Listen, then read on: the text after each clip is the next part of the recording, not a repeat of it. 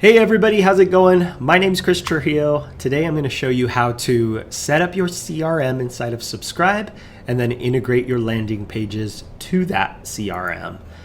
The very first thing we want to do is we need to head over to the plugins section and turn on our CRM. So we're going to go over to the menu in the top left-hand corner. I'm going to drop it down.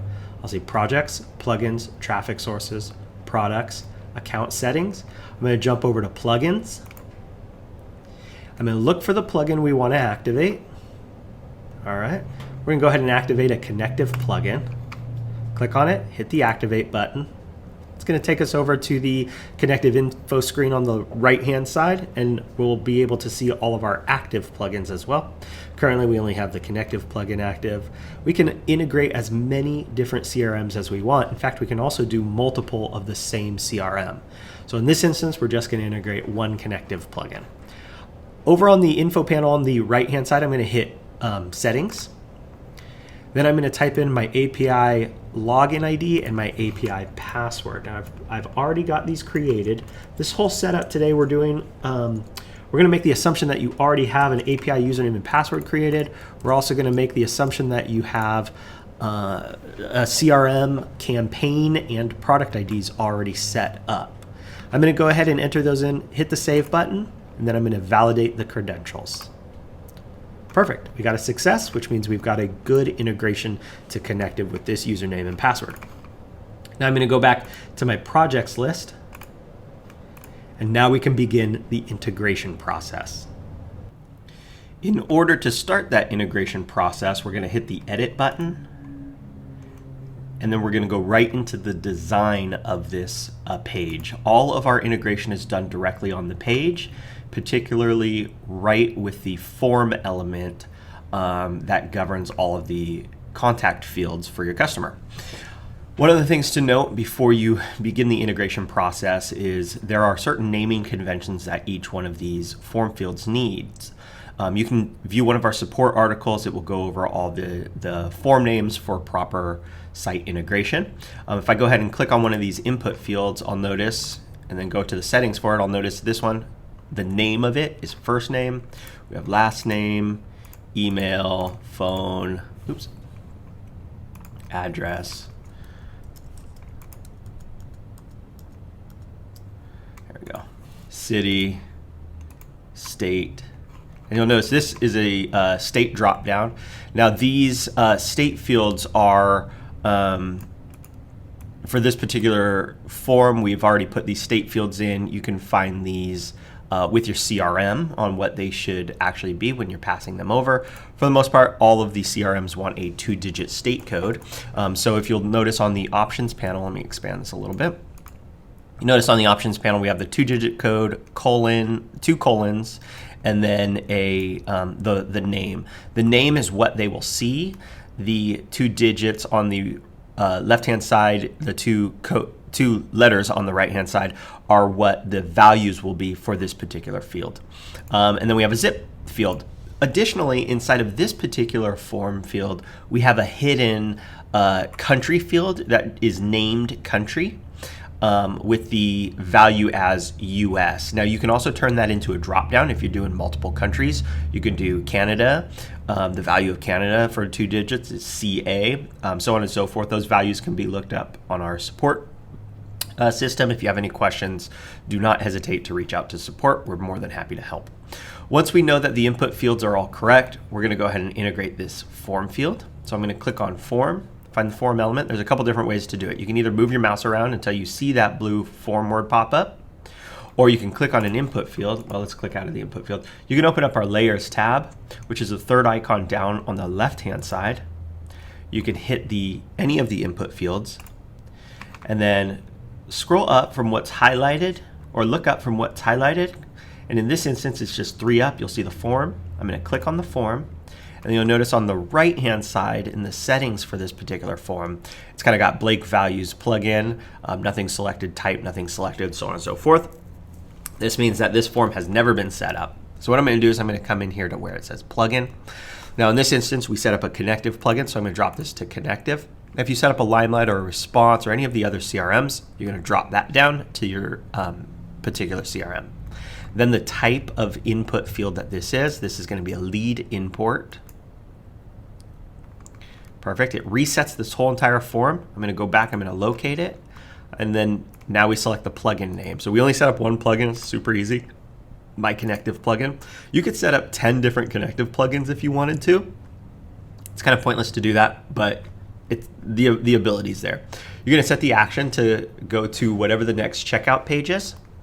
In this instance, it's just the checkout page. I'm going to check that. Then you have additional features, append query and click events. These are more advanced features. You don't have to worry about those right now. But we want to go ahead and look up the campaign ID for this particular campaign. Now, I have pre-configured a campaign and some products to go along with that campaign. I'm going to go ahead and hit campaign ID 36 here. Here's all of my campaign information. So I'm just going to type 36 right here. You can also use a token if you want to and pull it from our token list. All right, let's go. This page is all integrated. Actually, I do want to do one thing. I want to pull over an error code. I'm noticing there's no error codes here. So what I'm going to do is I'm going to pop open our draggable blocks. I'm going to look for SF blocks under basic build blocks. I'm going to see error message. What's going to happen is if there's any kind of error when processing this form, it's going to pop up a little message for us. I'm just going to click and drag it somewhere. I like to put it just above the Order Now button. I'm going to style this. I'm going to center the text, and I'm going to style it just a light pink. A little bit of an air color. Actually, I'll go white, and I'll style the background like a red color. There you go. That's a nice bold error message right there. I'm going to hit save. I'm going to publish this. All right. Now let's go over to the checkout page. Checkout page is going to be exactly the same. You want to make sure your form fields are all correct. Now, if you use any of our pre-designed templates or you use any of our draggable blocks, your form fields should all be correct already. This is card number, card month. And you'll see the way that this drop-down works. You have your value and you have what's visible to the customer. I could write Jan, Feb, March, April, May if I wanted to and just keep the value there. Years, same exact way. CVV, we call this card security code. Perfect. Let's go ahead and integrate this particular form field. I'm going to click on my Layers tab. I'm going to click on the field, and let's go up to Form. Here it is. Perfect. This is going to be connective, import order. Let's go back to find that form. Connective, import order, plugin name, connective. And then the action for this, we're going to go to the next page, which would be the upsell page. This has additional information on here for this particular CRM that I'm using and any additional settings you may want. They're not necessary, you can leave them. But I definitely want the campaign ID, which is campaign ID 36. If you have a default product selected, you can go ahead and type that in underneath the product ID. If no default product is selected, just leave that blank. And in this instance, no default is selected. So I'm going to leave that completely blank right now. Now I need to set up our actual product selections. There's a couple different ways to do this. So if you have a trial page where they don't have any products to select, you're just giving them one default product, then you would use, in that instance, you would use the product ID from the form selector because they're really not going to be changing any products. In the instance where they have the ability to select multiple different products, each product is going to either be assigned a checkbox or a radio button. Now, our pre-designed forms are already built out. Most of these are radio buttons. Sometimes you'll see an extra product underneath the Rush My Order button. That will usually be a checkbox, but they can only select one of these options: buy 3, get 2, buy 2, get 1, or buy 1 bottle. So these are going to be a radio button between these 3 options. To configure these products, what I'm going to do is I'm going to click on that radio button, or that what appears to be, when it's actually selected, it's going to look like a checkbox. I'm going to select that radio button. You'll see if I hover over it, it says radio. Over on the right-hand side, where our settings are for this particular radio button, you'll see the ID, the name of this radio button is, the ID of this radio button is product 2. That governs the design and the look of it. The name for this radio button is product. So here's the key. Anytime you want to add multiple products with radio buttons or checkboxes or general inputs, you want the name of that particular field to be product. If you have 10 fields, 10 input fields or radio buttons on a page, all named product, then somebody has the option to purchase up to 10 products on your page. The value is going to be the product ID that that particular product has inside of the CRM. So we're gonna go. Product 1 is going to be 296. Let me change this to 296. Perfect. And then I'm going to go to the next checkbox. You'll see it's also named product. This is 297, I believe. Yep. And then 298. 298. All right, this already has the error message. Let's go ahead and take this error message, and I'm going to highlight the box. I'm going to put this in a little box, a red box. I'm going to change the font color. This is just how I like my error messages to be, just so they stand out a little bit better. I can change the position of this error message if I want to be right above the button. Perfect. Now remember, when you're looking at this preview here or in the editor, you're not going to see this section when you're actually viewing the site.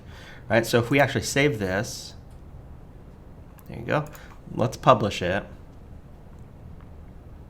and let's do a quick preview. See, our error message is not there right now. All right, let's close out of that. Cool. This page should be fully integrated now. Let's go ahead and jump over to the next page, which is the upsell.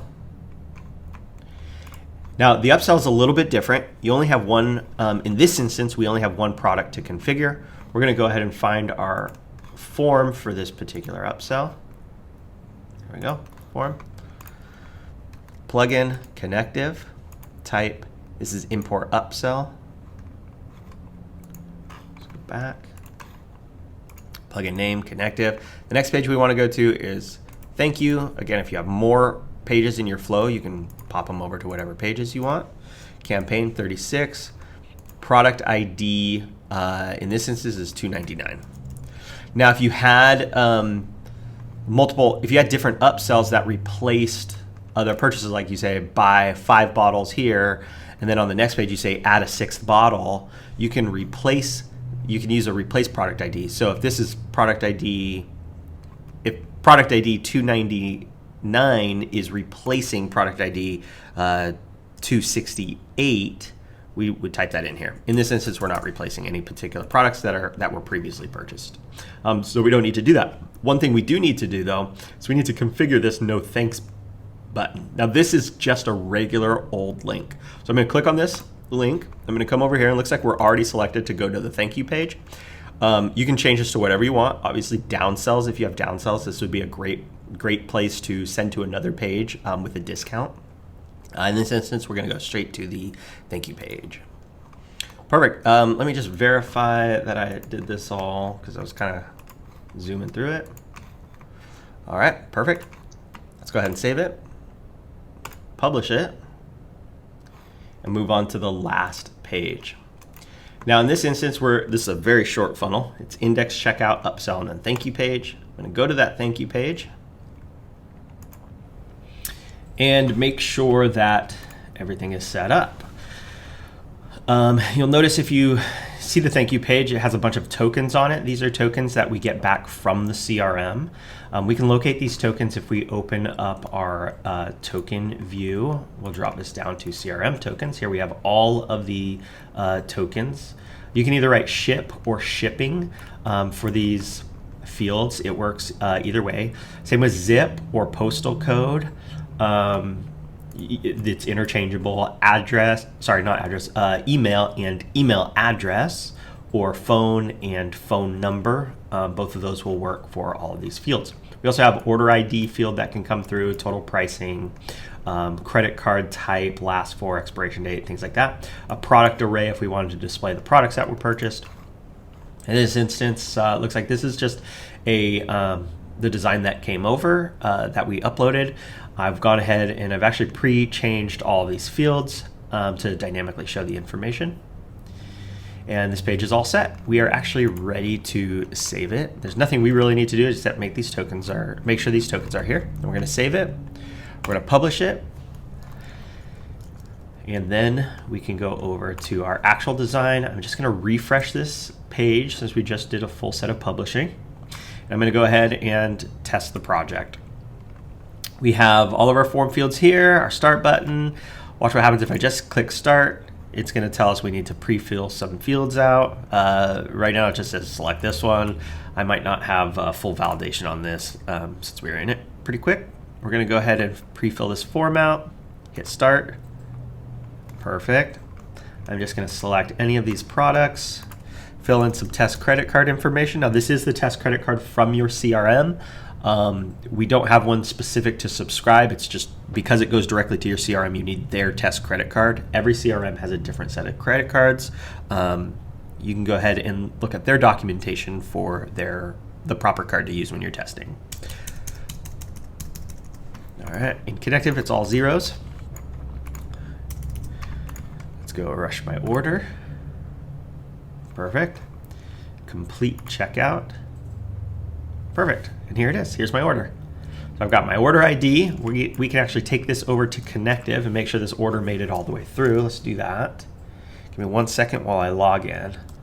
All right, I made it all the way over to Connective. Type in the order ID that we just got from our thank you page. Comes up with our tester SIN. I'm going to click on that. Looks like I've done quite a bit of tests on this actually the last few days. Awesome. Our order came through. It says top one here. We had step 1 product 2 and step 2 product. So that was the upsell that we purchased. All right, let's take a look at our thank you page. Make sure all this information is correct. Name, email, phone number, address, city, state, name, email, phone, or sorry, name, address, city, state. Perfect. All right, that's it. That's how you integrate the CRM. Stay tuned to the next video. We're going to show you how to set up a traffic source so you can get ready to make your first actual sale utilizing a traffic source such as an affiliate network, or maybe you have your own Facebook traffic.